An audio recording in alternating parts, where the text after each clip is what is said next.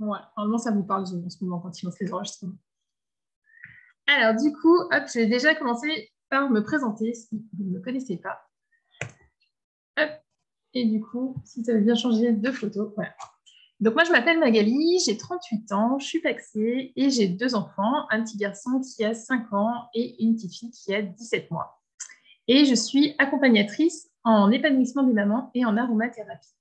Donc, moi, c'est deux sujets qui me tiennent à cœur. L'épanouissement des mamans. Hop, j'appuie sur les touches en même temps. L'épanouissement des mamans, parce que il y a 5 ans, quand je suis devenue maman, moi, je m'étais fait toute une idée de ce que ça allait être d'être maman. J'avais imaginé comment allait être mon enfant, comment moi j'allais me comporter, comment allaient se passer les journées. Enfin, j'avais vraiment tout imaginé, tout un monde. Je ne sais pas si vous avez fait ça aussi. Mais voilà, c'était vraiment, j'avais un peu idéalisé tout ça. Je ne m'étais pas forcément rendu compte que la réalité pourrait être tout autre. Et quand mon fils est arrivé, en l'occurrence, je suis un peu tombée de ma chaise parce que du coup, il pleurait énormément toute la journée. Il avait beaucoup de mal avec le sommeil, que ce soit la sieste en journée ou le sommeil la nuit. Je me souviens encore des moments la nuit où j'arpentais notre appartement. On n'habitait pas encore dans notre maison. Et où j'arpentais avec dans une main ma Kindle et dans l'autre le bébé, en essayant de l'endormir pour pouvoir enfin aller me coucher. Et quand j'ai repris le travail, je me levais à 5h30 du matin et souvent, je n'arrivais pas à le mettre au lit avant 2h30, 3h du matin. Donc, autant vous dire que je n'étais pas très fraîche dans la journée. Et ce qui est bien quand on est dans ce type de situation, c'est qu'en fait, c'est un cercle vicieux. C'est-à-dire que moins je dormais, plus j'étais fatiguée, plus j'étais énervée et moins mon enfant se sentait en sécurité pour pouvoir dormir. Du coup, on a fait appel à plusieurs professionnels. On a essayé avec les pédiatres, avec mon médecin traitant, la pharmacie. On a essayé toutes les techniques naturelles que peut proposer la pharmacie. J'ai même vu un psy pour moi, un psy pour mon fils. Et alors, le concours, c'est quand on a vu un ostéopathe qui était censé être spécialiste des enfants, qui était censé être le ponte de l'ostéopathie lyonnaise pour les enfants, qui nous a expliqué que dans ces cas-là, ce qu'il fallait faire, c'était laisser pleurer notre enfant pendant 3 jours et qu'après, il ne pleurerait plus jamais.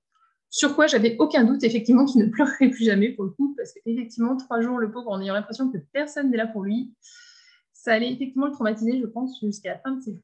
Donc moi, ça m'a vraiment, par contre, permis de prendre conscience que la solution allait venir de moi, que c'était moi qui allais devoir trouver ce qui allait fonctionner pour que on puisse vivre en harmonie et se sentir mieux dans notre famille. Et donc, j'ai commencé à me former. Je me suis formée sur le sommeil des enfants, je me suis formée en parentalité bienveillante et je me suis formée aussi, en tout cas, j'ai continué à faire du développement personnel. J'en avais déjà beaucoup fait dans le cadre de mon activité professionnelle pour me sentir mieux. Et là, c'était plus pour vraiment évoluer en tant que maman, parce que j'avais bien conscience que si moi, dans ma tête, je n'évoluais pas, eh bien, je n'arrivais pas à faire changer les choses, même avec tous les outils de la parentalité bienveillante en main. Et petit à petit, ça m'a permis de prendre conscience vraiment de mon rôle de maman, de commencer à prendre confiance en moi, commencer à m'affirmer, à me sentir mieux vraiment et à prendre position par rapport à ce que moi je croyais, à moins me laisser influencer par ce que me disaient mes proches, ce que disaient les professionnels, ce que disaient les amis en toute bienveillance, mais qui ne correspondaient pas à notre réalité. Et plus ça a été, plus je me suis affirmée. Et c'est pour ça qu'aujourd'hui, j'ai envie de pouvoir partager tout ce que j'ai appris au cours de ces années aux mamans, parce que je sais que ce n'est pas toujours facile. Pour l'avoir vraiment connu et avoir vécu le doute, la dépression que ça peut engendrer, et bien vraiment, j'ai à cœur de pouvoir retransmettre ça aux mamans qui peuvent vivre ce genre de situation. Et puis la deuxième partie, l'aromathérapie. Alors moi, j'utilise les huiles essentielles depuis que j'ai 18-20 ans. C'est un sujet qui m'a toujours passionnée. J'ai lu les livres de Gad Fossé. C'est vraiment un sujet qui m'a toujours beaucoup intriguée. Je me suis beaucoup formée aussi avant d'avoir mes enfants. Mais néanmoins, je n'arrivais pas à les mettre en place vraiment pour que ça fasse partie de notre quotidien. C'était plus une utilisation ponctuelle quand il y avait besoin, quand on était malade. Ça restait vraiment à petite dose. Et je n'étais pas complètement convaincue de leur efficacité parce que je trouvais que des fois, les résultats n'étaient pas à la hauteur de ce que nous disaient dans les formations, de ce que nous disaient les auteurs de livres. Enfin, voilà. Et puis, quand j'étais enceinte de mon fils, j'avais vraiment envie de pouvoir lui offrir une vie la plus naturelle possible. Quand je faisais des recherches sur les différents produits qu'on propose pour les bébés, je me rendais compte qu'il y avait plein de choses qui n'étaient pas du tout adaptées, qui étaient toxiques même pour eux. Je me souviens même pour ma fille, la biseptine qu'on prescrit pour le cordon ombilical, pour désinfecter le cordon, dans la notice du médicament, c'est noté que ce n'est pas utilisé pour des nourrissons. C'est quand même, je trouve, dingue le nombre de produits qui ne sont pas adaptés pour nos enfants. Et donc, j'ai commencé à me former. Alors, vous allez voir, c'est un leitmotiv chez moi. Dès que je ne maîtrise pas un sujet, je me forme. C'est vraiment quelque chose qui est important pour moi. C'est quelque chose déjà que je faisais dans mon ancienne activité professionnelle quand j'étais salariée. J'étais technicienne de laboratoire, donc je travaillais, je faisais les prises de sang, je faisais les analyses. Et rapidement, je suis devenue responsable qualité parce que j'avais ce besoin de toujours trouver des solutions, de comprendre les choses et surtout ensuite de retransmettre à mes collègues pour les aider à s'améliorer. C'est vraiment quelque chose qui me suit tout au long, ça fait partie de mes valeurs hautes, c'est vraiment des choses importantes pour moi. Et donc, je me suis formée avec une naturopathe qui était spécialiste des enfants et qui utilisait les huiles essentielles. Donc, moi, ça me convenait bien parce que les huiles essentielles, c'était vraiment quelque chose que j'appréciais énormément. Et donc, voilà, elle nous donnait pas mal de conseils en aromathérapie. Et en aromathérapie, pardon. Et du coup, je suivais ses conseils, mais je n'avais pas les résultats dont elle parlait une fois de plus. Je n'arrivais vraiment pas à les mettre en place dans notre quotidien. Et elle, en fait, elle parlait beaucoup d'une marque qui s'appelait doTERRA, en disant que c'était vraiment les meilleures huiles essentielles qu'il y avait actuellement sur le marché. Moi, à l'époque, je ne voyais pas trop l'intérêt de cette marque-là, parce que pour moi, une huile essentielle, ça reste une huile essentielle, c'est un produit naturel, issu des plantes. Donc, je ne voyais pas ce qui pouvait faire la différence. Éventuellement qu'elle soit bio, parce que voilà, dans l'espèce, c'était quand même mieux, puisque déjà, je mangeais bio à côté de ça, donc je voyais l'intérêt du bio. Mais pour moi, une marque d'huile essentielle ou une autre, c'était à peu près la même chose. Et vous vous en doutez, j'ai commencé du coup à me renseigner sur les huiles essentielles pour mieux comprendre pourquoi elle recommandait autant cette marque-là et pourquoi moi, je n'avais pas les résultats que je voulais avec les marques que j'utilisais. Et j'en ai sorti 3 points pour moi qui sont importants. Du coup, le premier, c'était la pureté. En faisant des recherches, je suis tombée sur une étude qui indiquait que sur 100 marques d'huile essentielle utilisées en Europe, ce n'est pas forcément des marques européennes, mais qu'on trouve en Europe, il y en avait seulement 5 qui étaient pures. Donc les 95 autres, c'était des huiles essentielles qui étaient coupées. Donc dans les 5 qui étaient pures, il y avait effectivement doTERRA, et dans les 95 autres, il y avait des marques que moi j'utilisais, que je trouvais en pharmacie, que je trouvais en magasin bio, ou que je trouvais sur Internet. Donc ça a été déjà une première douche froide pour moi, parce que ce n'était pas du tout l'idée que j'avais des huiles essentielles. Alors, qu'est-ce qui fait qu'une huile essentielle, elle n'est pas pure? Eh bien, dans les huiles essentielles, on peut retrouver des huiles essentielles qui sont coupées avec d'autres huiles essentielles. C'est le cas, par exemple, de l'huile essentielle de rose. Quand vous trouvez une huile essentielle de rose qui a un prix imbattable, il y a peu de chances que votre huile elle soit pure. En fait, souvent, l'huile essentielle de rose, elle est coupée avec du géranium parce que la structure moléculaire du géranium est assez proche de la rose. Donc, on les coupe avec et ça permet de grandement faire diminuer le coût en fait, de l'huile essentielle. Pour faire une huile essentielle de rose, juste pour que vous vous rendiez compte, pour faire 1 kg d'huile essentielle, il faut 4000 kg de pétales de rose. Donc, quand vous avez une huile essentielle de rose qui a un prix abordable, c'est forcément qu'il y a un loup quelque part. En fait. Donc ça, c'était le premier point sur la pureté. Vous avez aussi dans la pureté la possibilité que ce soit coupé avec des huiles végétales, avec de l'alcool. Et c'est aussi, il y a des producteurs notamment de lavande qui font ça, mais on en trouve partout dans le monde, qui avant la récolte de la lavande épandent sur leur champ des composés moléculaires qui sont proches en fait, de ce qu'on va retrouver dans la lavande, qui vont permettre en fait, d'augmenter le rendement de l'huile essentielle quand on va distiller. En fait. Ça permet d'avoir un plus gros volume d'huile essentielle quand on va distiller. Donc ça aussi, et ça c'est même pire, parce que du coup on va retrouver carrément des composés synthétiques. Donc quand on va sur les huiles essentielles, c'est pour aller vers du naturel. Et là on se retrouve à nouveau avec des produits qui sont chimiques et qui sont toxiques pour notre organisme. Donc c'est franchement dommage pour le coup d'en arriver à ça. Et c'est pas forcément quelque chose de très connu en fait. Enfin, voilà, c'est pas forcément quelque chose sur lequel. Oui, voilà, c'est ça, c'est tout à fait ça. C'est pas du tout le but de tomber sur des choses qui sont une fois de plus des produits chimiques en fait. Mais c'est assez répandu. Il y en a qui déterpènent aussi, donc on enlève pour que les huiles elles soient moins, vous ayez moins une réaction chimique sur votre corps, qui est moins, par exemple, vous ayez moins de rougeur, des choses comme ça. On enlève certaines molécules qui sont présentes dans l'huile essentielle. Donc, une fois de plus, en fait, vous vous retrouvez avec des huiles qui sont plus issues complètement de la nature. Donc, pour ça, eh bien, doTERRA, eux, ils ont mis en place des tests. C'est la marque qui actuellement teste le plus ces huiles. Ils font jusqu'à 60 tests sur leurs huiles. Et en fait, ils les testent à différents niveaux du processus de fabrication pour s'assurer qu'à aucun moment, il y a une contamination. Ça part du début de la mise en culture jusqu'à la fin. En fait, chaque lot est testé. Et d'ailleurs, quand vous recevez vos bouteilles, au dos du flacon, dessous, on a le numéro de notre lot et on a accès en fait, aux résultats de notre huile essentielle. Donc, on sait ce qu'il y a dans l'huile essentielle, on sait la pureté qu'on retrouve dedans. Donc ça, c'était le premier critère.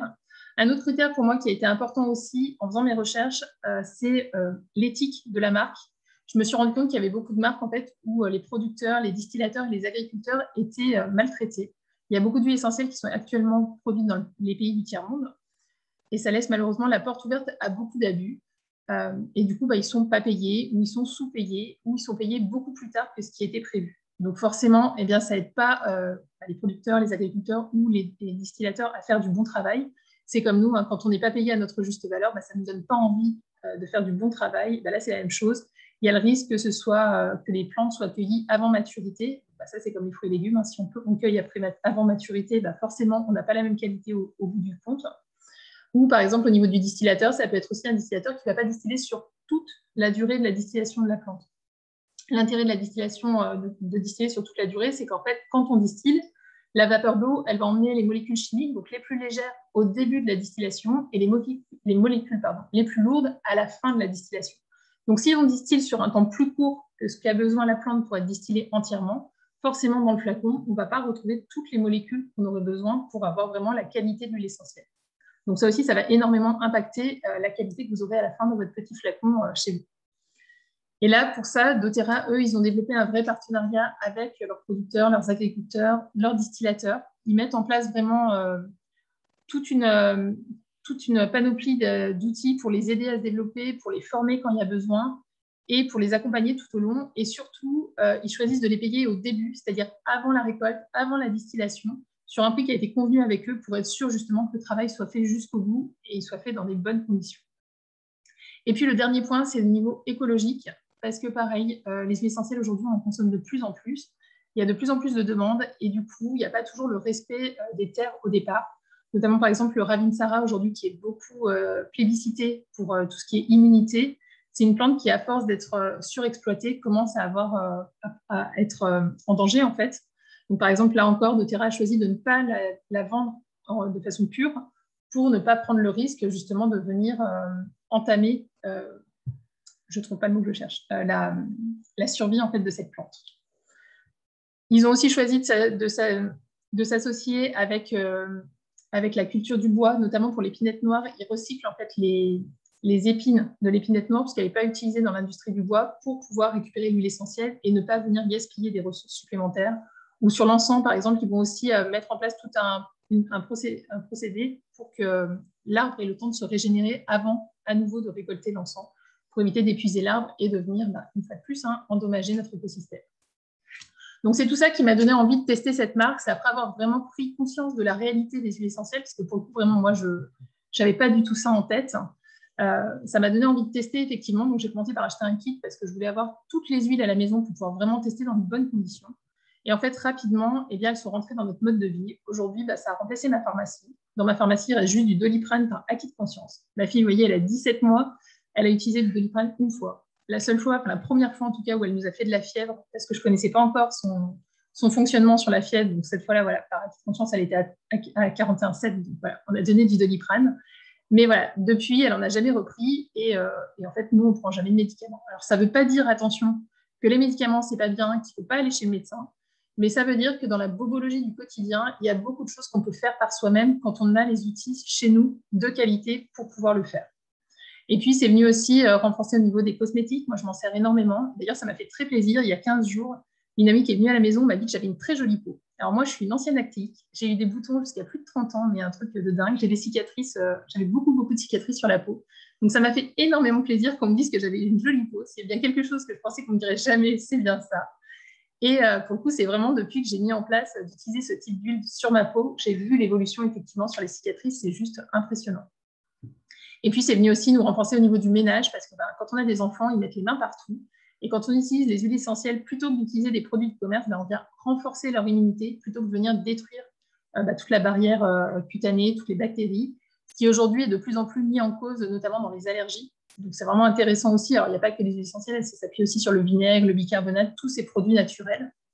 Et puis, on s'en sert aussi beaucoup. Alors, moi, c'est beaucoup un domaine où je les connaissais moins, mais sur tout ce qui est stress, tout ce qui est sommeil, que ce soit le nôtre ou celui de nos enfants, et surtout pour tout ce qui est émotion. Alors moi, ça m'accompagne beaucoup sur la colère des enfants, les peurs. Il n'y a pas très longtemps, mon fils a commencé à développer une peur du goût.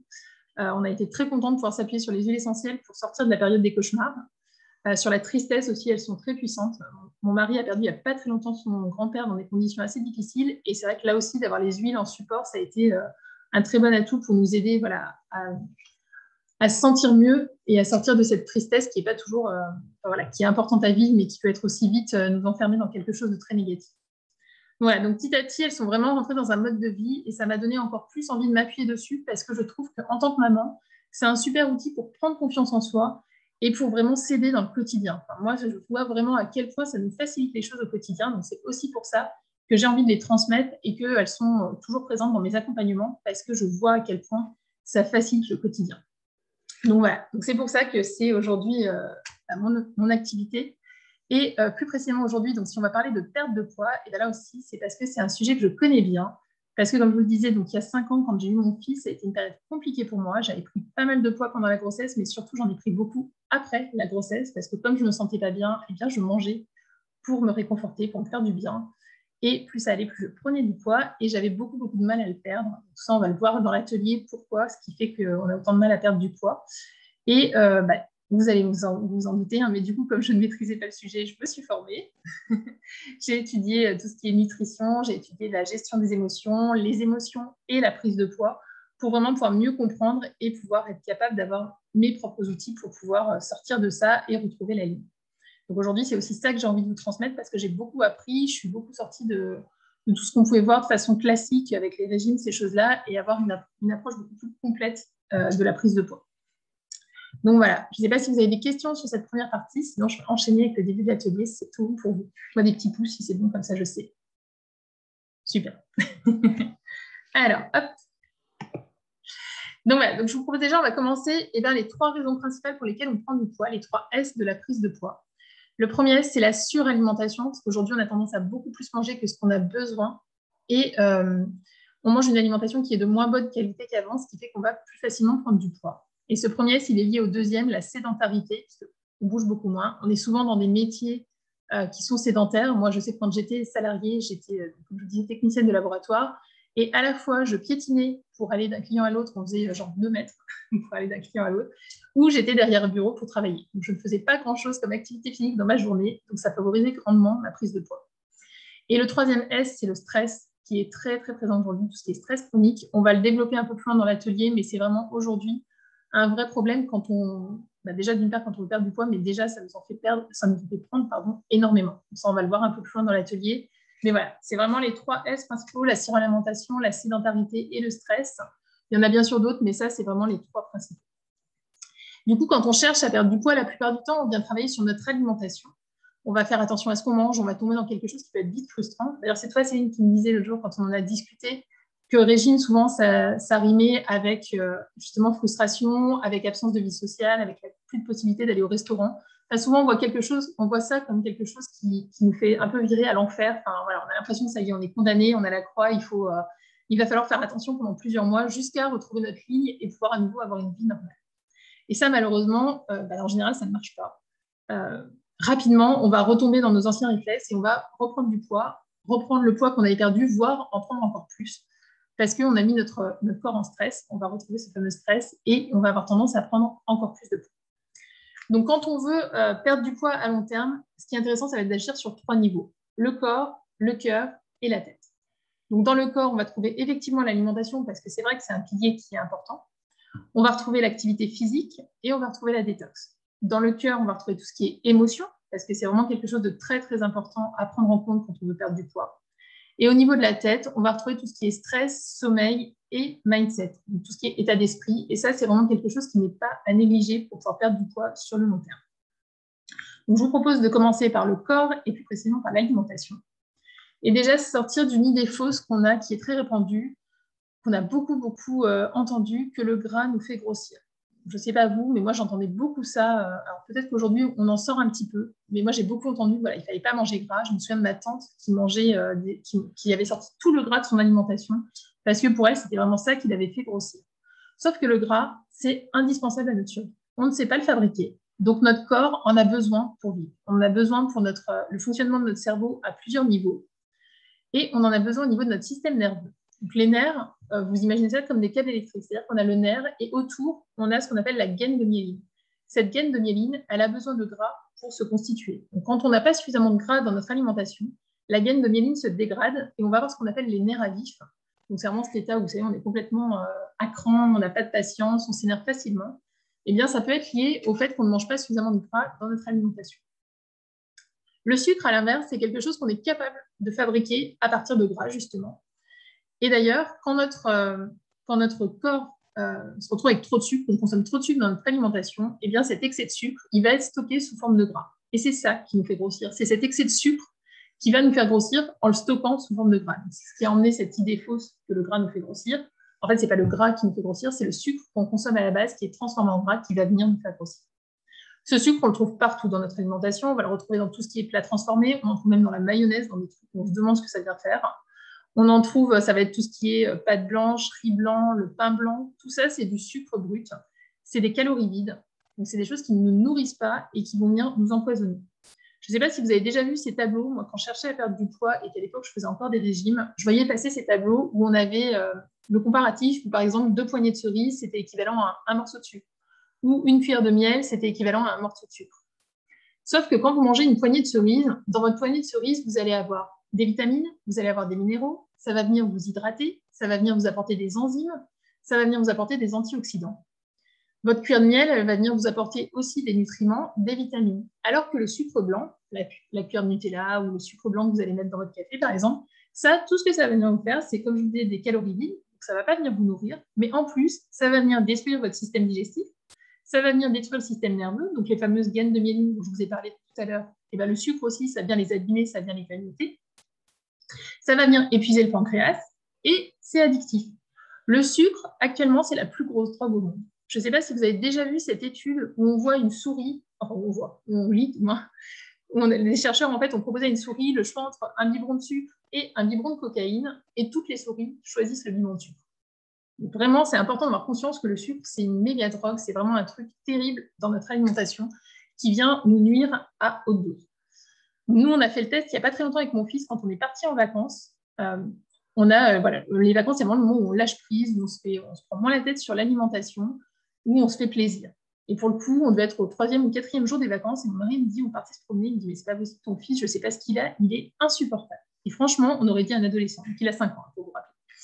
On aurait dit l'adolescent. Il nous parlait mal, il était agressif, il se vexait pour un rien. Et c'est ce que j'ai dit à moi, je dis, mais en même temps, depuis le début des vacances, on lui fait manger du sucre, on lui fait manger des plats transformés. Donc en fait, on se tire une balle dans le pied tout seul, parce que là qu'on est toute la semaine avec lui, on le nourrit super mal. Et on en subit forcément les conséquences. Mais vraiment, on se rend compte, moi je le vois vraiment sur mon fils, parce qu'il n'a pas l'habitude de consommer ce type de sucre à haute dose. Dès qu'il en consomme, on voit tout de suite comment ça impacte son état d'esprit, comment ça impacte son humeur, ses émotions, c'est juste impressionnant. Donc juste pour que vous sachiez quand même, dans les sucres que l'on peut consommer qui sont de meilleure qualité, on va retrouver ce qu'on appelle le rapadura et le muscovado. Donc c'est des sucres de canne intégrales. Et dans ces sucres-là, en fait, il y a des nutriments, il y a des vitamines qui vont venir, en fait, c'est ce qu'on appelle des sucres qui s'autogèrent, c'est-à-dire qu'ils vont venir tamponner les effets négatifs du sucre. On ne va pas avoir les problèmes qu'on peut retrouver sur le système, notamment sur le système nerveux qu'on aura dans le sucre blanc. Par contre, attention, ça reste du sucre, donc ça reste addictif. On ne sortira pas de ce problème-là, mais ça va quand même venir limiter les dégâts du sucre sur notre organisme. Donc voilà pour ce sucre. Est-ce que vous avez des questions par rapport à ça ou est-ce que ça va, c'est clair pour vous? Bon, voilà, des petits pouces, c'est super. Parfait. Du coup, on continue. Alors du coup, le deuxième point que je voulais aborder avec vous sur l'alimentation, c'est les additifs et les pesticides. Parce qu'on ne s'en méfie pas toujours par rapport à la perte de poids. Les additifs et les pesticides, c'est des molécules qui ont été inventées après la Seconde Guerre mondiale. Donc notre corps, notre système digestif n'a pas eu le temps de s'adapter. Aujourd'hui, quand notre système digestif il voit apparaître des additifs et des pesticides dans notre alimentation, il ne sait pas ce que c'est. Il voit que ça ne le nourrit pas, mais pire que ça, il voit qu'en plus c'est toxique pour lui. Alors il a 2 possibilités. La première, il a suffisamment d'énergie vitale. Ce n'est pas quelque chose que vous consommez beaucoup dans votre alimentation, donc il va l'éliminer directement, pas de souci. La deuxième, au contraire, vous en consommez de façon plus habituelle, il a moins de force vitale, il a moins d'énergie. Et dans ce cas-là, notre petite molécule d'additif ou de pesticide, il va la prendre et il va venir la mettre dans une graisse. Pourquoi? Parce que la graisse, ça va venir la stabiliser, cette molécule, ça va éviter que ce soit toxique pour notre corps. Et cette graisse, elle va venir être stockée sous forme de cellulite, la fameuse cellulite que les femmes aiment tant. Alors à la base, la cellulite chez les femmes, c'est quelque chose de très bien. On a ça en fait à la base parce que avant, il y avait des périodes de famine. On n'était pas nourris comme aujourd'hui en allant juste au supermarché. Il y avait des périodes où il n'y avait pas ce qu'il fallait pour manger. Et en fait, la cellulite chez les femmes, ça servait à avoir l'énergie nécessaire pour faire naître nos bébés et ensuite pour les allaiter. C'est ça le rôle à la base de la cellulite dans notre corps. Aujourd'hui, avec le type d'alimentation qu'on a, eh bien, notre corps ne s'y retrouve plus et il se retrouve à devoir stocker plein de choses sous forme de cellulite pour pouvoir nous préserver et rester le plus possible en bonne santé. Donc c'est pour ça qu'aujourd'hui, on se retrouve avec autant de problèmes de cellulite parce que notre alimentation, elle devient un petit peu dingue. On retrouve des additifs et des pesticides dans notre alimentation, mais on en retrouve aussi dans l'eau qu'on boit. on en retrouve dans les médicaments qu'on consomme, on en retrouve dans tout ce qui est cosmétique, quand on utilise des cosmétiques de pas bonne qualité ou qu'on trouve en grande surface la plupart du temps, eh bien, il va y avoir des choses qui vont venir empoisonner notre corps. Dans les produits d'entretien également. Donc tout ça, ça va venir faire que notre corps, eh bien, il veut traiter toutes ces molécules qu'il ne connaît pas, qu'il ne reconnaît pas, et il va les stocker sous forme de cellules. Alors ça va bien sûr dépendre, comme je vous disais, de la force vitale que vous avez, mais voilà, ça va vraiment contribuer à ça. Donc c'est important de les prendre en compte quand on souhaite perdre du poids. Voilà pour cette deuxième partie. Et puis, le dernier point que je voulais aborder avec vous par rapport à l'alimentation, c'est le microbiote. Donc, le microbiote, c'est ce qu'on appelait avant la flore intestinale. Notre microbiote, il a un grand rôle à jouer. On l'appelle souvent notre deuxième cerveau, pardon. Il va venir travailler sur notre immunité. C'est une grosse partie de notre immunité qui est sécrétée au niveau du microbiote. Il vient participer à la gestion de nos émotions. Et il y a une partie de nos neurotransmetteurs qui sont produits au niveau de notre microbiote. Donc, les neurotransmetteurs, c'est ce qui va venir dire à notre cerveau que c'est l'heure de se reposer, qu'il est l'heure de dormir, qu'il est l'heure de se mettre en mouvement. Par exemple, la sérotonine, qui est une hormone de la sécurité, de celle qui nous fait nous sentir bien, cette sérotonine, à 70%, elle est produite au niveau de notre microbiote. Donc, vous voyez, ça a un rôle assez important à jouer. Quand on a un microbiote équilibré, pas de souci, tout va bien. Mais quand on a un microbiote déséquilibré, là, les problèmes commencent parce que le message qui est envoyé de notre microbiote vers notre cerveau peut devenir erroné. Ce qui déséquilibre notre microbiote, eh bien, c'est la même chose que ce qu'on a parlé juste avant. Ça va être une alimentation de mauvaise qualité, ce qu'on appelle la junk food. Ça va être les médicaments. Ça va être tout ce qui est aussi cigarettes, alcool. Toutes ces choses-là, ça va venir déséquilibrer notre microbiote. Ça va être aussi tout ce qui est émotions fortes. Le stress aussi va jouer ce rôle-là. Et donc, quand notre microbiote est en déséquilibre, comme je vous le disais, le message peut être erroné. Si on prend par exemple l'exemple que vous ayez un microbiote qui est déséquilibré par une levure, donc la plus connue souvent c'est Candida albicans, mais ça peut être n'importe quelle levure. Cette levure-là, pour grossir, elle a besoin de sucre. Moi, je me rappelle, j'ai fait une étude quand j'étais en BTS. On devait rester toute la nuit au lycée pour nourrir nos petites levures de sucre pour qu'elles grossissent et qu'on puisse faire les expériences le lendemain matin. C'était vraiment ça, il leur fallait du sucre pour devenir de plus en plus grosses. Donc, nos levures qui sont dans notre intestin, qui ont pris le contrôle de notre microbiote, en gros, elles vont demander du sucre. Donc, elles vont dire à notre cerveau, je veux du sucre, donne-moi du sucre, nourris-moi. Notre petit cerveau, il va dire, non, non, non, Magali, elle a dit que le sucre, c'était pas bon pour la santé, donc non, je ne mange pas du sucre. En plus, j'en ai mangé il y a 10 minutes, donc non, je ne mange pas du sucre. Sauf que, et si vous prenez des notes, vous pouvez le noter, 80% de votre information va de votre microbiote vers votre cerveau, et seulement 20% de votre cerveau vers votre microbiote. Donc, autant vous dire que quand votre levure, elle vous demande du sucre, votre volonté, elle n'a pas vraiment le pouvoir pour pouvoir dire que non, on ne va pas manger du sucre. En gros, si votre microbiote est de mauvaise qualité, ça va être vraiment compliqué de vous arrêter de consommer du sucre parce que votre microbiote a beaucoup plus d'impact que votre simple volonté au niveau de votre cerveau. Donc ça, c'est vraiment important et c'est vraiment, vraiment important de travailler sur le microbiote quand on veut perdre du poids. Même d'ailleurs, au quotidien, c'est quelque chose qu'on devrait beaucoup plus, dont on devrait beaucoup plus prendre soin pour se sentir bien. On a plus, au niveau de notre corps, on a plus de virus et de bactéries que de cellules. Donc vraiment, notre microbiote, il domine la situation. Un microbiote en déséquilibre, donc comme je vous disais, ça peut être des pulsions sucrées, mais ça peut être aussi de la dépression, ça peut être aussi des émotions ingérables, donc des émotions qui viennent ni du cœur ni de la tête, mais du ventre, donc qui ne nous appartiennent pas complètement au final. Donc vous voyez, c'est vraiment, ce microbiote, il a un rôle vraiment très très important dans notre fonctionnement général, et d'autant plus quand on souhaite perdre du poids. Voilà pour toute cette partie alimentation. Est-ce que ça va? Est-ce que vous avez des questions? Ça va? Petit pouce? Super. Ok. Donc, dans la partie corps, comme je disais, il y a aussi l'activité physique qui compte. Alors, moi, je ne vais pas beaucoup vous en parler parce que je ne suis pas spécialiste dans ce domaine-là, mais je voulais quand même vous en dire 2 mots. Je voulais vous dire déjà que c'est important d'avoir une activité physique parce que le rôle que ça va avoir, c'est de faire bouger notre lymphe. Et ça, souvent, quand on pense à l'activité physique, on pense à perte de poids, on pense aux muscles, on pense à tout ça, mais on ne pense pas forcément à notre lymphe. Notre lymphe, c'est en gros, pour que vous ayez une image, c'est nos éboueurs. C'est le camion poubelle qui passe dans le corps. Alors, elle a d'autres rôles, mais ça en fait partie, en tout cas, un de ses rôles principaux, c'est vraiment ça. Elle va venir collecter les déchets au niveau de nos différents organes, au niveau des cellules. Quand on ne bouge pas assez, eh bien, cette lymphe, elle a tendance à stagner, parce que ce n'est pas comme le sang, il n'y a pas une pompe qui vient l'activer. C'est seulement par notre mouvement qu'elle va pouvoir circuler plus facilement. Donc, l'activité physique, vraiment, c'est quelque chose qui est important pour permettre à cette lymphe de circuler correctement dans tout notre corps et de pouvoir jouer ce rôle d'éboueur.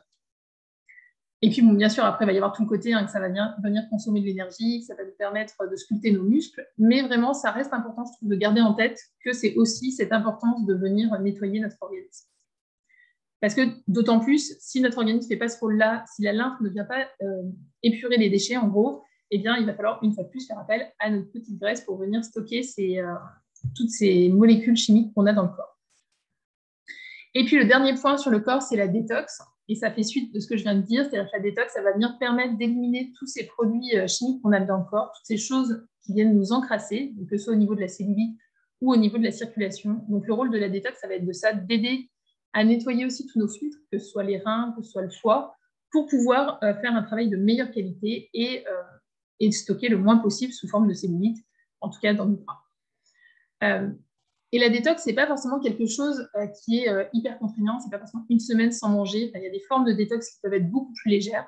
Dans le cadre d'une perte de poids, on peut faire une détox beaucoup plus légère qui va faire un travail sur le long cours et permettre quand même de commencer déjà à nettoyer l'organisme. Après, quand on se sent prêt, on peut aller sur des étapes supérieures, mais déjà de commencer par faire une détox légère, c'est déjà énorme pour notre corps. Donc concrètement, quand on veut perdre du poids et qu'on agit sur l'alimentation, qu'est-ce qu'on fait La première chose que je vous conseille, alors ça vous le voyez beaucoup sûrement, c'est de trier vos placards. Parce que si dans vos placards, il y a de quoi vous nourrir de choses négatives, ça va être compliqué de résister. Alors, si vous n'avez pas envie de jeter et que vous ne pouvez pas donner et que vous y gardez du coup à la maison, je vous conseille d'y mettre hors de portée parce que l'être humain est assez feignant. Donc, si vous devez aller chercher au fin fond de votre cave votre pot de Nutella pour le manger, il y a de fortes chances qu'en cours de route, vous ayez abandonné l'idée. Ou si vous le mettez, par exemple, dans une placard tout en haut et qu'il faut aller chercher la clé à l'autre bout de la maison, vous verrez que très vite, ça va vous donner... vous allez vous dire que vous allez faire autre chose parce que vous n'avez pas envie d'aller vous embêter à aller chercher votre clé à l'autre bout de la maison. Oui, ou alors finir et ne plus racheter. Effectivement, c'est possible aussi comme solution. Ça dépend à quel point le pot est entamé. Mais oui, ça peut être aussi l'occasion d'inviter tous les copains et de finir tous ces trucs qu'on ne veut plus dans la maison. Donc voilà, donc trier les placards, racheter des choses qui sont plutôt des produits bruts et cuisiner, ça peut être des recettes simples. On n'a pas besoin de faire des plats hyper compliqués. Hein. Mais voilà, consommer à partir du brut, ça va vous limiter tout ce qui est additifs, pesticides. Consommer, et puis tous les sucres aussi cachés. Hein. Consommer aussi du bio pour limiter une fois de plus tout ce qui est additif et pesticides, surtout pesticides, herbicides, tout ce qu'on va retrouver dans l'alimentation non biologique. Ça, c'est déjà des bonnes choses qui vont vous aider à limiter déjà tous ces apports négatifs. Et puis, on va pouvoir s'aider de produits, donc je vous les ai mis à l'écran. Donc forcément, moi, ceux que je vous recommande sont des produits doTERRA, puisque je vous ai expliqué pourquoi au départ. Hein. Et j'en ai sélectionné 6 que je trouve intéressants, qui peuvent vraiment venir appuyer cette perte de poids. Le premier, c'est un produit qui s'appelle Terrazine, qui va venir, en fait, c'est des enzymes digestives, donc ça va venir renforcer notre processus de digestion. Ça va venir nous aider à avoir un microbiote de meilleure qualité. Ça va nous aider sur le sommeil. Ça va nous aider à gérer notre stress aussi.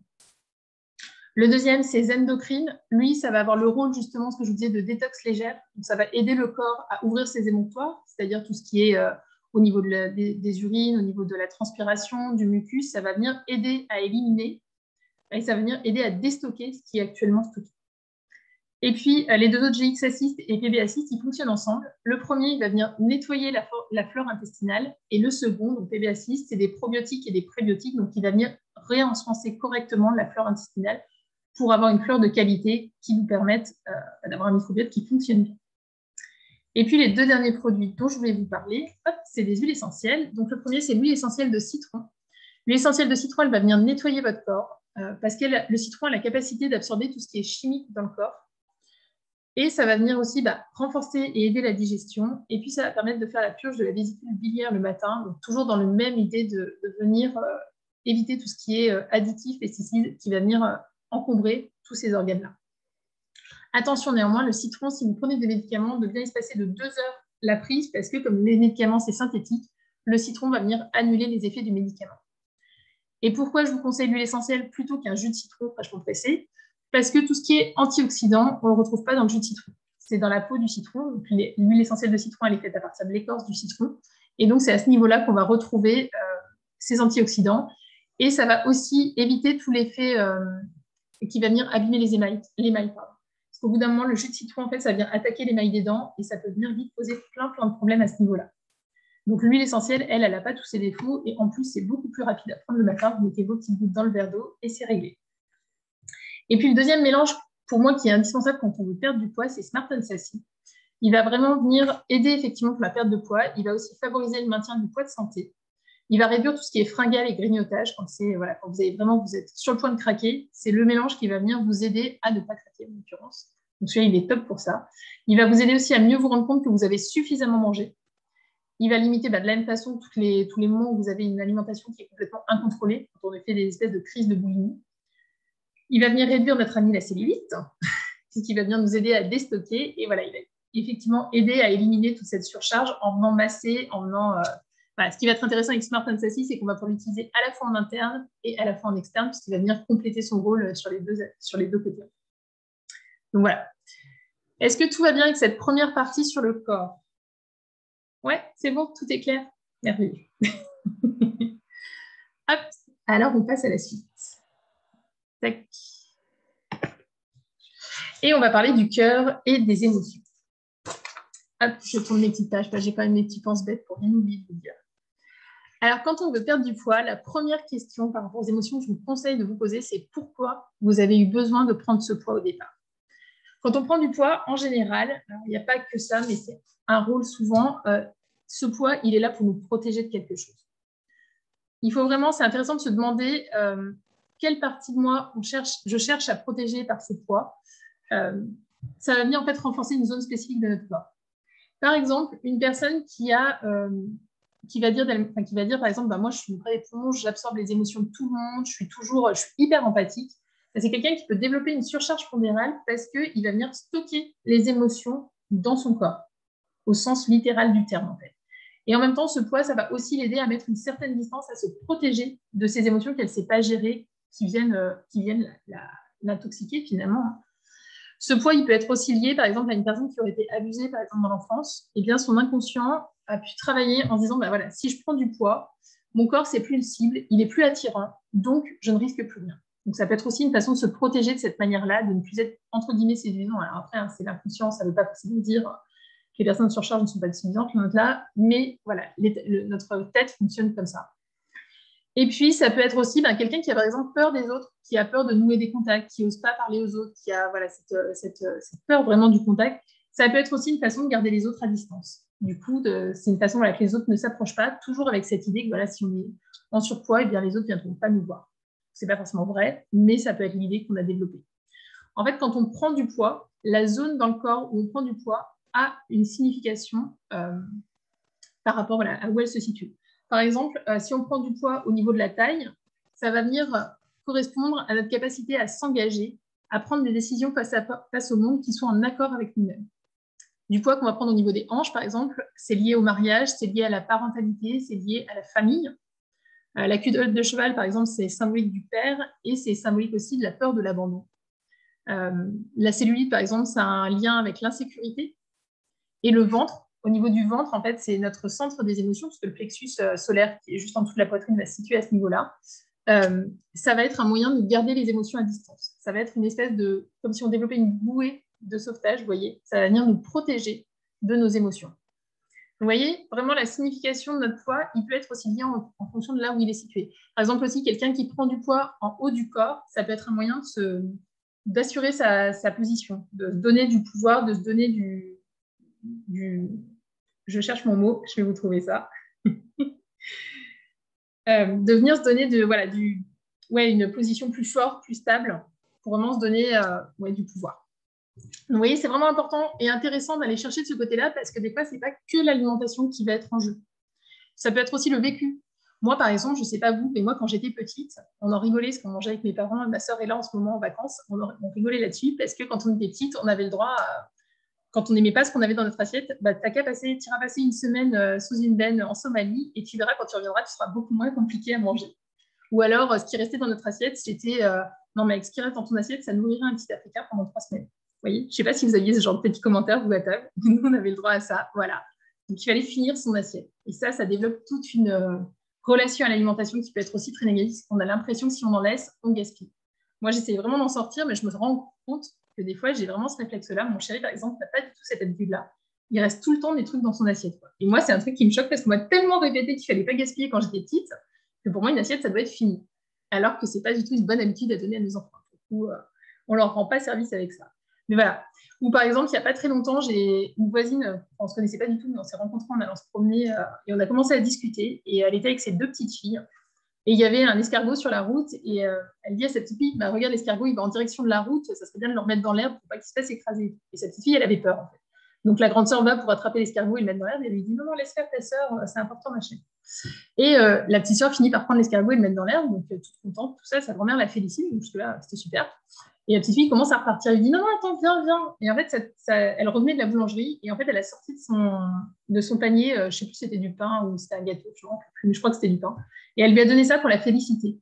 Et pareil, du coup, ça va venir ancrer que quand on fait quelque chose de bien, on se félicite par la nourriture. On se rend compte que ces petits gestes qui partaient d'une bonne intention, hein, mais qui du coup vont venir implémenter dans son esprit plein de choses qui ne vont pas du tout l'aider en grandissant. Donc vous voyez, on a plein de choses des fois qui peuvent venir jouer sur cette prise de poids et c'est important de venir les voir, de venir regarder ce qu'on a dans notre histoire qui peut expliquer tout ce lien qu'on a avec nos kilos. Et puis, il y a aussi, avec les émotions, le lien quand on mange nos émotions. Je ne sais pas si vous avez tendance à manger vos émotions. Moi, c'est quelque chose que j'ai beaucoup dû gérer, parce que j'avais beaucoup tendance, dès que j'étais pas bien, dès que j'étais stressée, dès que j'étais énervée, dès que j'étais frustrée, c'était la nourriture qui venait me consoler. Alors ça, dans une première intention, ça paraît logique. Parce que quand on est bébé, la nourriture et les émotions sont très liées. Moi, j'ai une petite fille qui a 17 mois, donc je l'allaite. Et c'est vrai que le moment où je lui donne à manger, c'est un moment où je lui fais des câlins, où je lui fais des bisous, où je lui parle, où je suis attentive à elle, où je lui caresse la joue. Quand on donne le biberon, c'est pareil, c'est un moment où on est très attentif envers notre bébé, on va lui faire des bisous, des câlins, on lui accorde notre attention. Donc petit à petit, l'enfant, il se dit « Ah, c'est chouette quand je mange », et c'est un moment où on me réconforte, où on me sécurise. Donc déjà, vous voyez, dès la naissance, ce lien, il commence à se faire entre la nourriture et le bien-être. Et puis en grandissant, les repas, alors pas dans toutes les familles, dans quand même la majorité des familles, en tout cas nous c'était comme ça chez nous, le repas c'était un moment super convivial, c'était le moment, moi j'adorais ça, c'était le moment où je racontais ma vie, où je pouvais raconter tous mes petits malheurs de la journée, tous mes petits bonheurs aussi.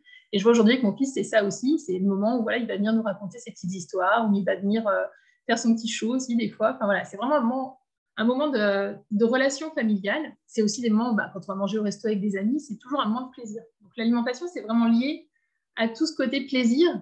Et c'est aussi un moyen très simple de se réconforter. D'ouvrir le pot de Nutella et de prendre une cuillère de Nutella, c'est hyper facile à faire. Ça demande beaucoup moins de contraintes que d'aller courir pendant une demi-heure. C'est simple et c'est rapide. Et puis le moment où on va manger, c'est aussi un moment où on va se reconnecter au moment présent. Parce que quand on est dans l'émotion, enfin du moins quand on est dans la réaction émotionnelle, l'émotion c'est le moment clé où il se passe quelque chose et ensuite tout ce qui se passe derrière, c'est la réaction émotionnelle, ce qui va se poursuivre derrière. Quand on est dans la réaction émotionnelle, on est soit en train de ressasser ce qui s'est passé, par exemple, quelqu'un qui nous a grillé la priorité sur la route, on est en train de le réfléchir, d'y repenser, de ne pas arrêter de s'énerver avec ça. Ça, c'est la réaction émotionnelle. Ou on est dans le futur, à se dire, punaise, demain, j'ai un rendez-vous avec un tel, ça me stresse, c'est horrible. Enfin, voilà. Quand on est dans ça, c'est ces moments-là qui nous font manger. On n'est plus dans le moment présent. On est soit dans le futur, soit dans le passé, mais on n'est plus au moment présent. Et quand on mange, on se reconnecte à ce moment présent. Le fait de manger, ça nous ramène dans l'ici et le maintenant. Donc forcément, ça va nous apaiser pendant ce temps-là, parce qu'à ce moment-là, on n'est plus à réfléchir à tout ça, on se reconnecte à nous. Et puis, la dernière chose, souvent, quand on mange des aliments plaisir, quand c'est pour nous réconforter. Et ces aliments plaisir, ils vont venir déclencher un shoot de dopamine dans notre corps. La dopamine, c'est une des hormones du bien-être, c'est une des hormones du plaisir. Donc forcément, ça va venir apaiser tous ces circuits du stress qui sont en train de fonctionner quand on n'est pas bien. Et ça va venir forcément renforcer le fait que la nourriture, ça nous fait du bien. Alors du coup, avec tout ça, est-ce que c'est grave de manger pour se réconforter? Pas forcément. Ça va dépendre le lien que vous avez avec ce grignotage, avec cette compulsion alimentaire que vous pouvez avoir quand vous n'êtes pas bien. Si vous le vivez bien, il n'y a pas de souci, c'est pas grave. Mais si ça vient engendrer de la culpabilité, des pensées qui sont toxiques, si ça vient même vous donner mal au ventre parce que vous mangez tellement que vous vous rendez malade, voilà, si ça vient alimenter tout ça, là, effectivement, c'est important de faire quelque chose parce que ça vient vous nuire, c'est ce qui va vous engendrer aussi une prise de poids. Mais voilà, c'est vraiment important de faire la part des choses parce que c'est pas forcément grave de manger pour se réconforter. Ça va vraiment dépendre du rapport qu'on va avoir avec cette alimentation-là. Donc, qu'est-ce qu'on peut faire quand on est face à ça? Se poser des questions. Pourquoi j'ai besoin de manger? Est-ce que je suis triste? Est-ce que je suis en colère? Est-ce que je m'ennuie? Qu'est-ce qui se passe? Souvent, on a un petit temps avant de craquer complètement, d'être dans le moment où on n'arrive plus à se contrôler. Il y a un petit temps de pause, en gros, où on a le temps de se poser ces petites questions. Ça va venir petit à petit. Ça peut être de se mettre un post-it, par exemple, sur les aliments où on sait qu'on craque facilement. Si par exemple, alors je prends l'exemple du pot de Nutella parce que c'est un classique, mais ça peut être n'importe quoi d'autre. Hein. Mais voilà, par exemple, ça peut être de se mettre un post-it sur le pot en se disant, voilà, en se mettant les petites questions de se poser, ça va vous aider à faire un temps de pause. Et petit à petit, ça aidera peut-être à trouver d'autres solutions. Mais voilà. Et aussi de se demander si on a réellement faim. Et puis de se demander aussi comment on se sentira une fois qu'on aura mangé. Parce que si on prend conscience qu'une fois qu'on aura mangé, on va se sentir encore plus mal parce qu'on va culpabiliser, ça aidera aussi petit à petit à ne plus avoir recours à ce type de réconfort-là. Et puis, c'est aussi de trouver un autre moyen de combler ce besoin. Donc, ça peut être en faisant du sport, en prenant un livre, en dansant, en rigolant, en faisant du coloriage. Enfin, c'est d'avoir plein d'autres solutions de plan B, en gros, pour aider à combler différemment ce besoin. Mais ça, ça prend du temps, ça prend le temps. Il faut le temps de vraiment se poser et de se demander quelle est l'émotion et quel est le besoin qui est derrière ce moment où on mange. Donc voilà, est-ce que ça va par rapport à ces émotions, par rapport à tout ça? Ouais, c'est clair? Ça va aussi, Monique? Ouais, super. Bon, top. Et du coup, je vous propose qu'on passe à la troisième partie, et donc la tête. Alors, pour la tête, on va commencer par le stress. Comme je vous en ai parlé tout à l'heure, le stress, c'est une grosse source de prise de poids. Quand on est stressé, c'est vraiment, imaginez-vous, alors je parle du stress chronique, hein, mais malheureusement, on est très, très nombreux aujourd'hui à souffrir de stress chronique. Il faut vraiment s'imaginer que quand on est stressé, c'est comme si on vivait 24 heures sur 24 avec un ours qui nous court après. Donc, notre corps, il est en mode survie. Donc, il doit en permanence sécréter des neurotransmetteurs pour maintenir notre corps en alerte. Du cortisol, de l'adrénaline, de la noradrénaline. Tous ces neurotransmetteurs qui vont permettre que notre corps il soit sur le qui-vive. Et forcément, ça l'épuise. Et pour ça, pour être sûr d'avoir l'énergie nécessaire pour venir sécréter tous ces neurotransmetteurs, il va stocker de la graisse. Parce qu'il veut être sûr d'avoir l'énergie. C'est le même principe que ce que je vous expliquais tout à l'heure pour les bébés. Hein.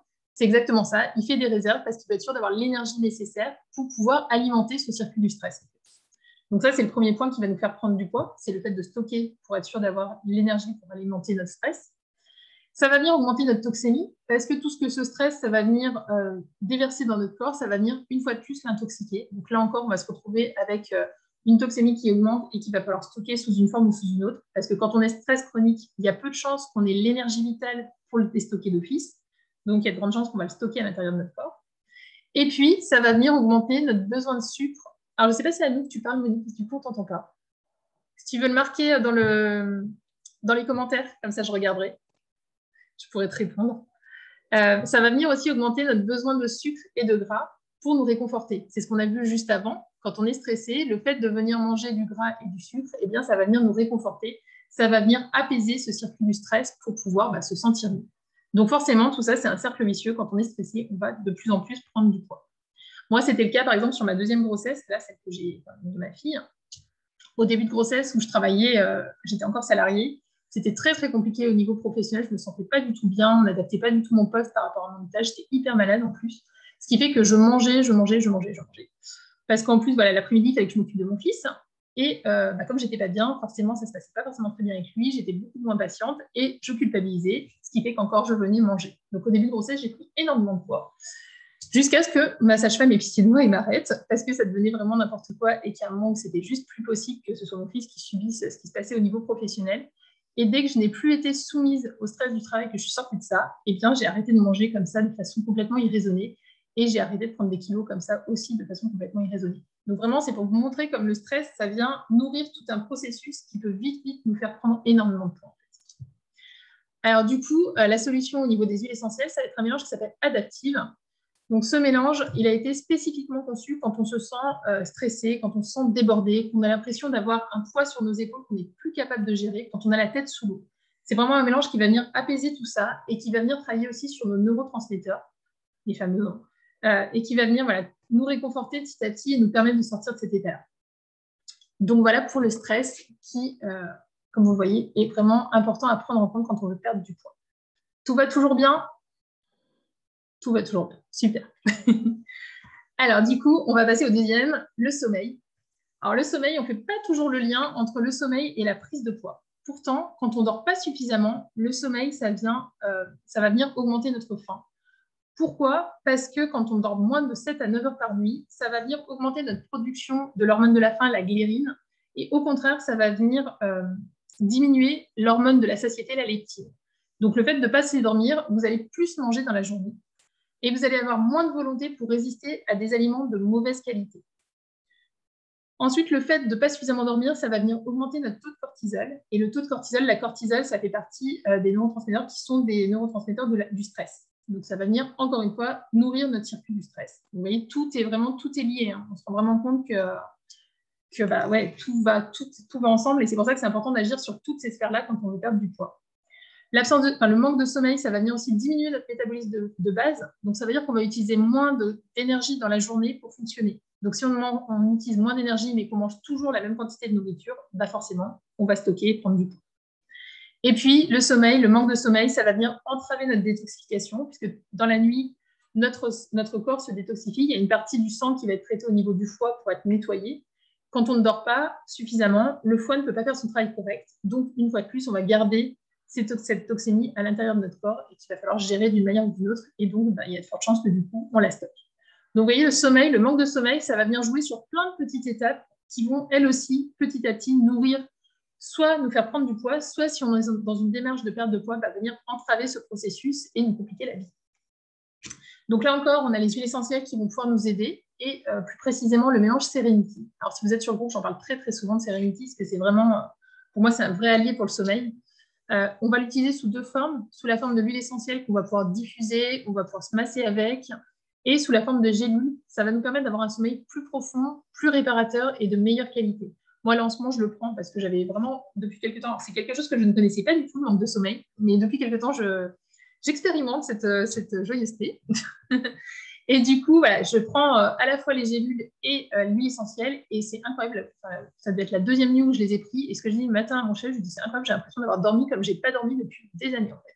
Enfin, c'est vraiment assez impressionnant l'effet que peuvent avoir les plantes et les huiles essentielles sur notre organisme. Donc pour moi, c'est vraiment deux mélanges deux atouts que je conseille beaucoup parce qu'ils fonctionnent très très bien sur le sommeil. Je le teste moi-même.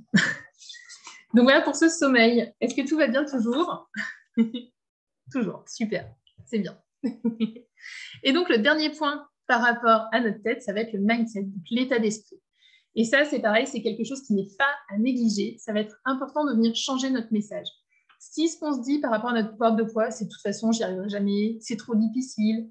Comme on disait au début, si c'est quelque chose qu'on voit comme une corvée, comme de la frustration, comme un arrêt de notre vie sociale, si on se dit que de toute façon, c'est pas notre faute, parce qu'on est ménopausé, parce qu'on prend de la cortisone, parce qu'on prend des médicaments, parce que c'est la pilule, parce que c'est notre mode de vie. Enfin voilà, si on trouve plein de raisons qui font qu'on n'arrive pas à perdre du poids, eh bien, si on n'est pas responsable nous-mêmes de cette prise de poids, ça va être compliqué d'agir dessus et d'arriver à perdre du poids. Donc, c'est important qu'on reprenne le pouvoir et qu'on devienne acteur de sa vie et de vraiment prendre en compte que voilà, si on prend du poids, c'est quand même qu'on a forcément notre part de responsabilité. Et puis, il y a toutes les petites phrases aussi qu'on va se dire. Moi, je me suis rendu compte, par exemple, il y a un moment où je voulais perdre, j'avais pris du ventre après ma deuxième grossesse et j'arrivais pas à le perdre. J'avais beau faire attention à ce que je mangeais, à faire des abdominaux, enfin, je faisais plein de choses pour perdre mon ventre parce que vraiment, je n'étais pas du tout copine avec lui. Et ça ne fonctionnait pas, jusqu'à ce que je me rende compte, et d'ailleurs, c'est en discutant avec toi, Céline, que je m'en suis rendu compte, que j'arrêtais pas de répéter quand j'étais énervée, notamment après mon fils, mais pas que le pauvre, c'est même pas toujours lui, mais en tout cas, dès que j'étais pas contente, j'arrêtais pas de me dire ça me gonfle. C'était vraiment mon expression. Il y a eu un moment, je le disais, mais tout le temps, ça me gonfle, ça me gonfle. Et forcément, si je me dis tout le temps à ma tête que ça me gonfle, c'est sûr qu'il ne va pas m'aider à dégonfler et donc à perdre ce petit ventre. Donc, on ne se rend pas compte de toutes les petites phrases qu'on a dans le quotidien qui viennent nous nuire sur notre fonctionnement de base et qui vont venir générer plein de choses qui ne vont pas nous aider une fois de plus dans notre fonctionnement. Et puis, quand on est dans des émotions négatives, comme on le disait tout à l'heure, hein, la frustration, toutes ces choses-là, ça va venir générer plein d'émotions négatives et surtout, ça va faire qu'on va vite abandonner. Si tous les jours, on se dit, bon, allez, aujourd'hui, je vais essayer de résister à tout ce que j'aime, je vais devoir faire du sport alors que j'ai horreur de ça, forcément, il y a un moment, on va laisser tomber. On va peut-être tenir 4 mois en faire attention. Donc, ça va être important aussi de mettre tous les atouts en place pour pouvoir tenir le plus longtemps possible, d'être dans une démarche positive et au-delà de faire un régime sur un court terme et de se dire, après, je reprends ma vie. Et quand on va prendre notre vie, on va aussi reprendre nos kilos, il y a quand même de fortes chances. Ça va vraiment être de se mettre dans l'état d'esprit de se dire, non, en fait, j'adopte un nouveau mode de vie avec une alimentation à long terme où donc je me fais aussi plaisir et je fais aussi attention à ce que j'apporte dans cette alimentation. Mais ça va venir, on va venir travailler sur toutes les étapes. On va venir travailler sur notre stress, on va venir travailler sur notre état d'esprit, on va venir travailler sur notre sommeil, on va venir travailler sur nos émotions, on va venir travailler sur notre détox. Ça va vraiment être un ensemble qui va faire qu'on va tenir sur le long terme. Et pour travailler sur cet état d'esprit, pour vraiment mettre toutes les chances de notre côté, on va pouvoir s'appuyer là encore sur les huiles essentielles. et sur 2 mélanges. Le premier, adaptif, dont je vous ai parlé tout à l'heure, parce que comme je vous l'ai dit, il va venir travailler nos neurotransmetteurs, donc il va permettre de favoriser des neurotransmetteurs du bien-être. Et le deuxième, c'est Cheer, c'est vraiment le mélange de la bonne humeur qui va venir renforcer tout ce circuit positif, nous aider à vraiment venir dans un état d'esprit positif, hein, c'est ce que je vous ai marqué, signe positif, mais c'est vraiment ça. Cheer, sur le côté olfactif, il va venir travailler notre psyché et nos émotions. Et sur le côté cutané, ce qu'on va pouvoir en mettre sur notre peau, il va venir lui aussi travailler sur nos neurotransmetteurs, donc favoriser tous ces neurotransmetteurs du bien-être. Donc voilà tous les aspects corps, tête, cœur. Vous voyez vraiment comment ils fonctionnent tous ensemble et tous se nourrissent les uns les autres, pour aller soit dans le bon sens si on les nourrit du bon côté, soit pour nous pousser encore plus vers de la prise de poids si malheureusement on ne les nourrit pas du bon côté. Donc ça va être vraiment intéressant de travailler sur tous ces aspects pour pouvoir vraiment faire quelque chose de durable. Donc vous voyez pour vous, je ne sais pas si vous avez des questions d'ailleurs par rapport à tout ce qu'on vient de voir. Tout va bien? Donc on a vu sur la... Alors, on t'entend toujours pas, Monique, je suis vraiment désolée. N'hésite pas si... Ah, tu n'avais pas compris la toxémie, je n'avais pas vu ton petit mot. La toxémie, c'est tout ce qui est les déchets du corps, en fait. C'est tout ce qui est... ça correspond vraiment à ce qu'on met à la poubelle dans le quotidien. En gros, c'est ce qui va venir nourrir notre toxémie. Donc, c'est vraiment ce qui est alimenté par tout ce qui est l'alimentation de mauvaise qualité, donc ce qu'on a vu avec les additifs, les pesticides notamment. Ça va être alimenté par tout ce qui est médicaments. Les antibiotiques aussi vont venir augmenter notre toxémie. Ça va être par l'eau aussi, parce que l'eau est très, très polluée, malheureusement. Dans l'air qu'on respire, par tous les cosmétiques qu'on peut utiliser qui ne sont pas forcément de bonne qualité, et par les produits d'entretien. Tout ça, ça va venir, et puis par le stress oxydatif, hein, qui est le stress, qui va venir augmenter cette toxémie. Et donc, c'est vraiment tout ce qui correspond aux déchets de notre corps, en fait. C'est bon? C'est plus clair? Super. Donc voilà, donc là, on a vu les 3 points. Donc le corps, on a développé qu'on a vu que le sucre était quelque chose qui allait jouer contre nous, notamment en venant détruire notre système digestif et notre système nerveux. On a vu donc les additifs et les pesticides qui vont venir augmenter la toxémie de notre corps et qui vont venir alimenter notre cellulite si on n'a pas la force vitale pour l'éliminer. On a vu l'importance de notre microbiote pour avoir des émotions de qualité et pour avoir vraiment le contrôle sur ce qui se passe dans notre corps. On a vu l'importance de l'activité physique, notamment toujours par rapport à cette toxémie pour venir faire bouger notre lymphe et donc que notre camion poubelle, en gros, fonctionne correctement. Et on a vu l'importance de la détox, toujours pareil, pour pouvoir nettoyer notre corps. Sur la partie cœur, on a vu l'importance des émotions, tout ce qui est de notre passé, tout ce qui est dans notre vécu, qui peut venir nourrir notre prise de poids en nous protégeant de choses qui se sont passées. Et on a vu aussi que les émotions du quotidien, on était réconfortés par l'alimentation. C'est ce qu'il pouvait faire qu'on pouvait retrouver le besoin de manger quand on ne se sentait pas bien. Et puis par rapport à la tête, on a vu que le stress venait nourrir, pareil, pour se réconforter, entre autres, ce besoin de manger. On a vu que le sommeil allait entraver tout le processus de perte de poids. Et puis on a vu que l'état d'esprit, ça pouvait vraiment nous aider à avoir une perte de poids sur le long terme. Donc, si vous avez envie d'aller plus loin par rapport à cette perte de poids, comme je vous l'ai dit, pour moi, c'est vraiment important de pouvoir transmettre. Et j'ai développé du coup un programme sur 4 mois pour pouvoir vous accompagner sur le long terme. Donc, au cours de ce programme, on verra, donc il y aura 4 masterclass qui vont venir approfondir les sujets dont on a parlé aujourd'hui. Je vais vous développer juste après. Il y aura du coup 4 e-books pour vous accompagner avec des exercices, des outils et des recettes pour vous accompagner aussi à faire les choses plus concrètement, à vraiment pouvoir aller au cœur de chaque sujet. Il y aura un rendez-vous individuel avec moi chaque mois pour pouvoir aussi individualiser votre accompagnement, pour pouvoir vraiment vous donner des outils qui vous correspondent à vous quand il y a besoin. Il y aura la possibilité de mettre en place des protocoles EFT. Donc, si vous ne connaissez pas l'EFT, c'est un système de tapping. Donc, on va tapoter des points en disant des phrases bien spécifiques qui vont venir nous aider à sortir du côté émotionnel. L'EFT, ça veut dire technique de libération des émotions. Donc, c'est quelque chose qui a été développé pour vraiment nous aider à sortir de tout ce qui est émotionnel. Et sur la perte de poids, c'est quelque chose de vraiment très intéressant. Et on va pouvoir mettre en place des protocoles qui vont être spécifiques en fonction de si, par exemple, vous, c'est des compulsions sucrées que vous avez ou si c'est un rapport négatif à votre corps. On pourra vraiment mettre en place ce qui va correspondre à vos besoins. Et puis, vous aurez accès à un groupe de soutien parce qu'être soutenu quand on va perdre du poids, c'est hyper important. Alors, soutenu par la famille, c'est déjà super important, mais être soutenu par des gens qui sont dans la même démarche que vous, qui sont aussi dans un état d'esprit de vouloir perdre du poids, c'est très, très différent parce que c'est des gens qui vont comprendre quand on n'est pas bien, qu'on est sur le point de craquer, qu'on n'y arrive pas, qu'on n'a pas le moral. C'est des personnes qui vont venir pouvoir comprendre cet état-là et vraiment nous soutenir. Et puis, vous aurez la possibilité de travailler en binôme. Et ça, de travailler en binôme, c'est très, très puissant parce que quand on s'engage auprès de quelqu'un d'autre, on tient beaucoup plus nos engagements sur le long terme. Une fois qu'on est engagé vers quelqu'un, c'est plus compliqué de ne pas faire les choses. Et puis, ça va être la possibilité de se challenger, ça va être la possibilité aussi d'avoir quelqu'un qui nous écoute et qui nous comprend quand on a besoin. Donc, dans ces 4 masterclass, qu'est-ce qu'on va avoir? Le premier mois, on va développer l'alimentation. Donc, là, au niveau du prix, ça sera 175,75 €. Donc, ça va correspondre à l'acquisition des produits dont je vous ai parlé tout à l'heure. Donc, Terrazine pour les enzymes digestives, GX Assist et PB Assist pour nettoyer la flore intestinale et la réensemencer correctement, Zendocrine pour venir mettre en place la détox, et le citron et Smart Sassy pour venir renforcer tout ce qui est compulsion alimentaire, l'état d'esprit. Ça va venir vraiment travailler sur le fond. Le deuxième mois, on travaillera sur l'état d'esprit, parce qu'on a vu que c'était hyper important. Donc là, le total sera 123,75 €. On va renouveler Terrazine, PB Assist et Smart Sassy pour pouvoir continuer le travail qu'on a démarré au cours du premier mois. Et on viendra renforcer avec Cheer pour vraiment venir travailler notre état d'esprit en profondeur. Le troisième mois, si ça avait bien changé de page, on travaillera sur le stress et le sommeil. Donc le total sera 150,25 €. On retrouvera donc les 3 produits des mois précédents pour pouvoir toujours continuer ce travail sur le côté alimentation. Et on viendra renforcer avec Serenity sous forme de gélules et de gouttes pour pouvoir vraiment travailler sur notre sommeil en profondeur. Et le dernier mois, on travaillera sur les émotions, donc pour un total de 140,25 €. Et là, on retrouvera donc toujours nos 3 produits et on viendra renforcer avec Adaptive pour pouvoir travailler sur nos neurotransmetteurs et sur notre stress. Une fois qu'on aura mis ça, du coup, le 5e mois, ça vous aura permis de cumuler 60 points, ce qui vous permettra de vous acheter un produit qui est entre 50 et 60 € sur la boutique d'Otera, pour pouvoir vous faire plaisir ou pour continuer dans la bonne direction avec les huiles essentielles. Donc voilà. Et puis pour les personnes qui vont s'engager d'ici demain soir, je vous offre en plus le petit livret Modern Essential. Donc c'est un livre où vous allez pouvoir, c'est un petit livret où vous allez pouvoir avoir des conseils pour utiliser vos huiles essentielles. D'un côté avec les propriétés des huiles essentielles et de l'autre avec les différents problèmes que vous pouvez rencontrer et les huiles qui vous sont recommandées. Et puis je vous offre également un bracelet d'aromathérapie pour pouvoir avoir vos huiles essentielles sur vous, notamment quand vous avez des mélanges comme Cheer ou Adaptive qui sont photosensibilisants. Donc ça vous permet de les mettre quand même en ayant la possibilité de les respirer tout au long de la journée, sans prendre le risque d'abîmer au niveau de votre peau.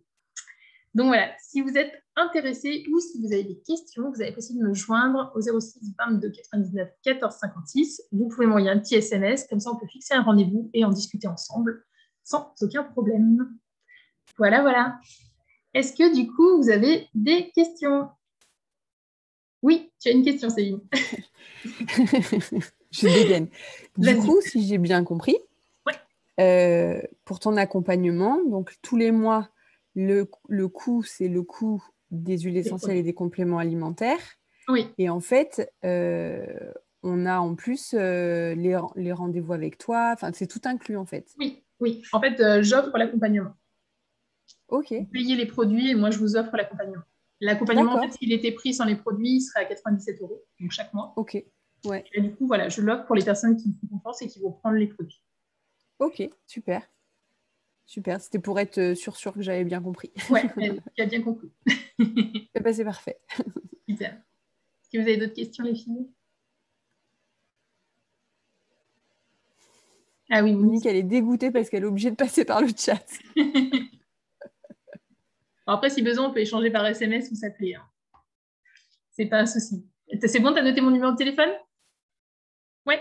Ok, donc n'hésite pas. On peut se fixer un rendez-vous et pouvoir en discuter en direct. Ça sera peut-être plus simple pour toi. Parce que par question, ça peut être compliqué par le chat, évidemment. Mais ouais, n'hésite pas à me contacter, il n'y a aucun souci. Du coup, c'est tout bon pour vous, les filles? Oui, super, c'était top. Franchement, hyper clair. Moi, j'ai été vachement marquée par... parce qu'on avait déjà parlé de certains sujets, donc voilà. Mais alors, le coup là, des additifs qui, quand on les élimine pas, ils sont stockés sous forme de cellulite pour pas que ça vienne chagriner notre corps. Alors ça, je savais bien que les additifs et tout ça, je les avais déjà quasiment tous... Enfin, j'ai déjà fait pas mal de tri à ce niveau-là à la maison. Je savais que ça, on va dire que ça a pollué et que ça enrayait un petit peu notre organisme, on va dire. Mais je n'avais pas bien intégré ce lien entre le fait que tu prends des additifs pour une raison X ou Y, hein, et au final, c'est que ça peut venir se stocker sous forme de cellulite sur les cuisses, sur tout ça. Et c'est là où, moi, ce qui me fait le plus tilter, c'est tous les espèces de programmes là, qu'on entend à la télé ou quoi, ou qu'est-ce là... le truc là, j'ai pas le nom mais le machin là où tu reçois les trucs chez toi là, les plats là. Non. Ouais, voilà, c'est ça.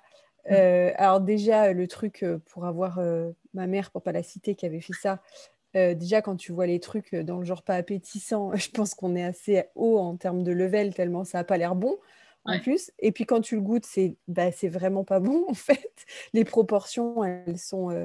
les proportions, c'est genre comme ça, donc t'as faim, Ouais. clairement. Et en plus de ça, quand tu regardes les compos, c'est une catastrophe. Donc, en Ouais. fait, un programme qui est vendu pour être un truc pour te faire perdre du poids, alors il te fait perdre du poids parce que tu t'affames, hein, ça c'est clair.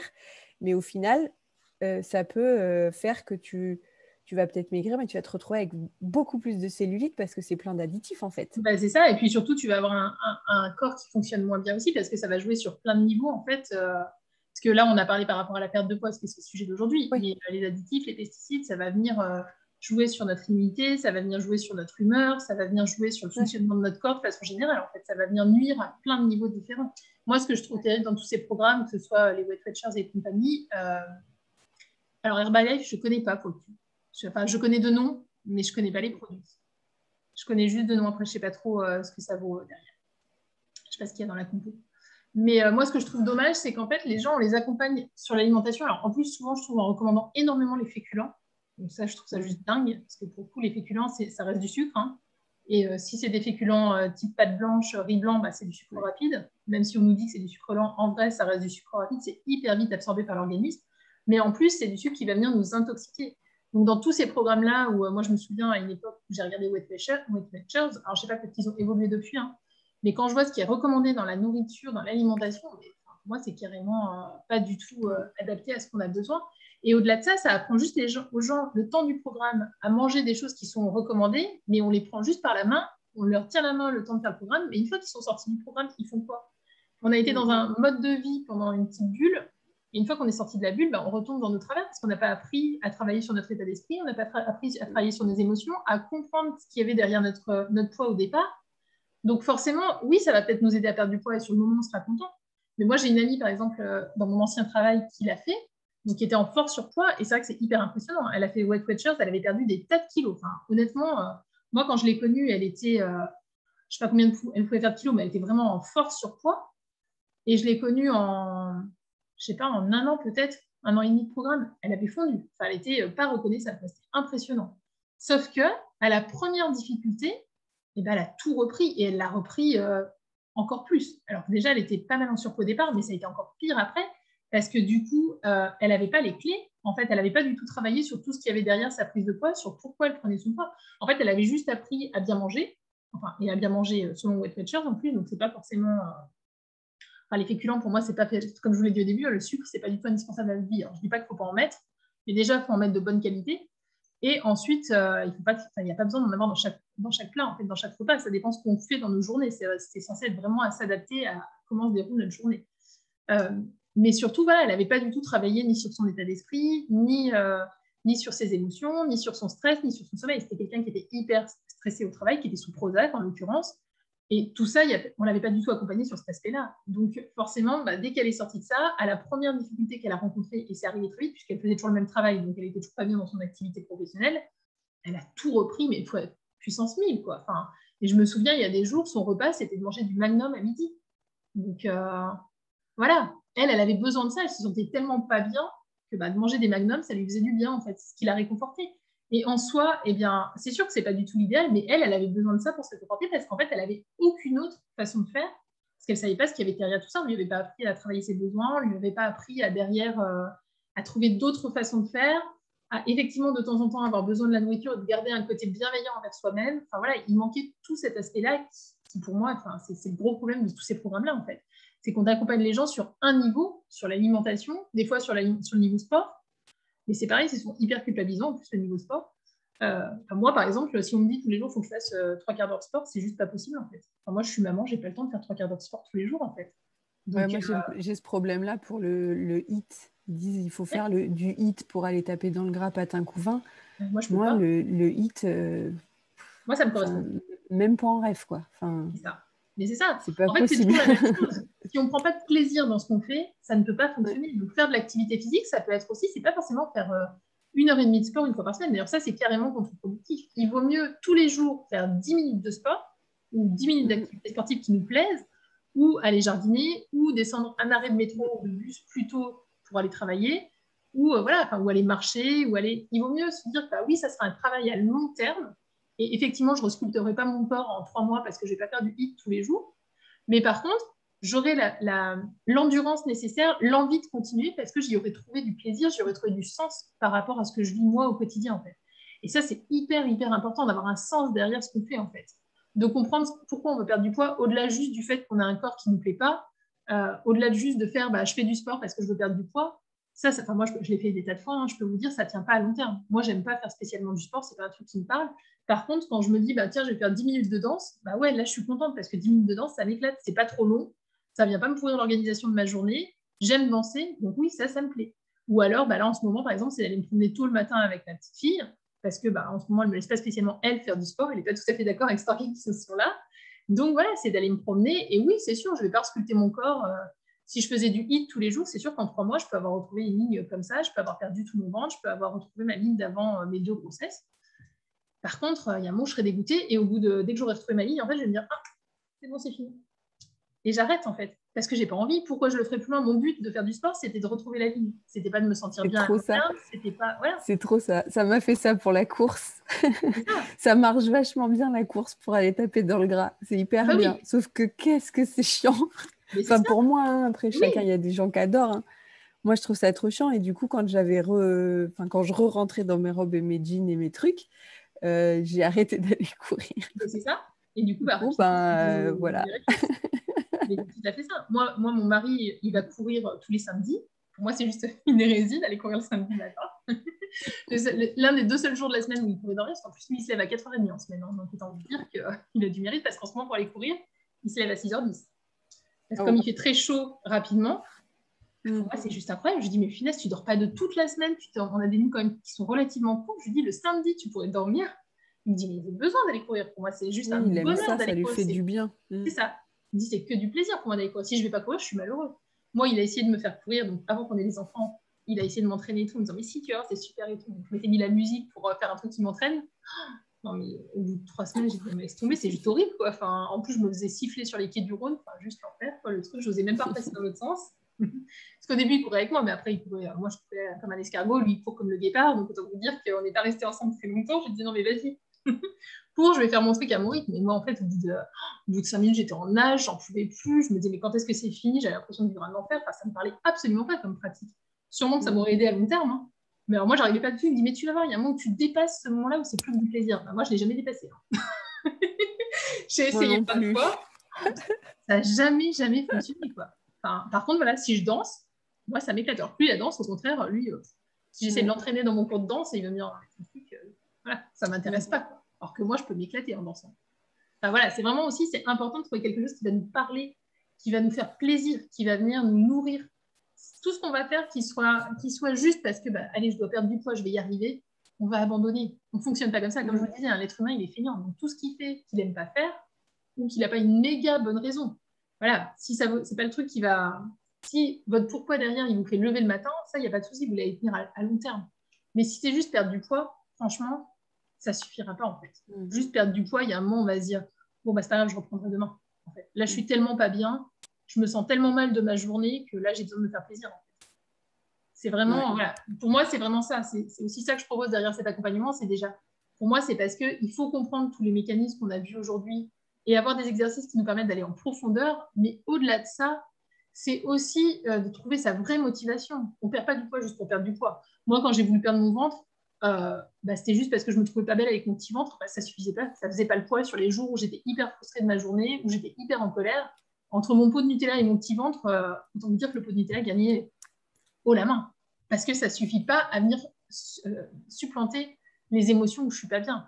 Alors que si je le fais avec une vraie raison profonde, parce que je sais que ça va vraiment aller au-delà de juste perdre du poids, là, oui, je vais m'en rappeler, je vais me trouver des astuces. C'est ça aussi, c'est de vous donner des petites astuces, des petits outils qui font que ça vous rappelle pourquoi vous faites les choses, qui font que ça vous motive, que ça vous donne envie. L'idée, c'est de vivre ça comme du développement personnel, en fait. C'est vraiment l'idée d'aller... c'est comme une quête, en fait. C'est une aventure, ça doit être quelque chose de super motivant, de super positif. quand on se lance là-dedans, moi, les gens qui sont dans ce programme-là, ce que je veux, c'est qu'ils se disent waouh, ça va être génial, on va s'éclater pendant 4 mois, on va apprendre plein de choses, ça va être super motivant, on va rencontrer des gens qui ont la même énergie que moi, ça va être trop bien, quoi. Ça va me permettre de me dépasser, d'aller au-delà de moi, de mieux me connaître, de mieux me comprendre et de me sentir mieux dans ma peau. Et pas juste de me dire, ah bah dans 4 mois, c'est cool, j'aurai 5 ou 10 kilos de moins ou 15 kilos de moins. Bah ouais, mais ça nous dépend en fait. Ça suffit pas. Ça permet pas d'aller au-delà des jours où ça va pas. Parce que des jours où ça va pas, il y en a plein en fait.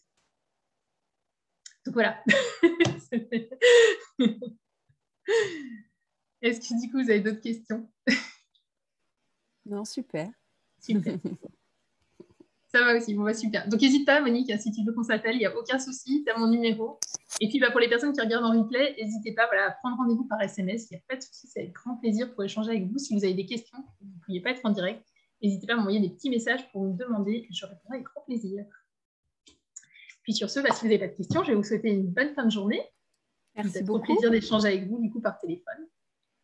Merci pour le commentaire, Monique. Trop professionnelle et hyper sincère dans ta démarche. Merci beaucoup. Oui, complètement. C'est vraiment, ça me tient super à cœur. C'est vraiment hyper important pour moi et c'est vraiment quelque chose que je comprends et que j'ai vécu. Donc, ça me tient à cœur d'accompagner les gens là-dessus. Vraiment. Bah, ça se sent. Je suis d'accord avec Monique. Super. Je suis super contente que ça vous a plu en tout cas. À bientôt. Merci beaucoup. J'espère que j'aurai le plaisir de vous retrouver. Bonne fin de journée. Bonne fin de journée.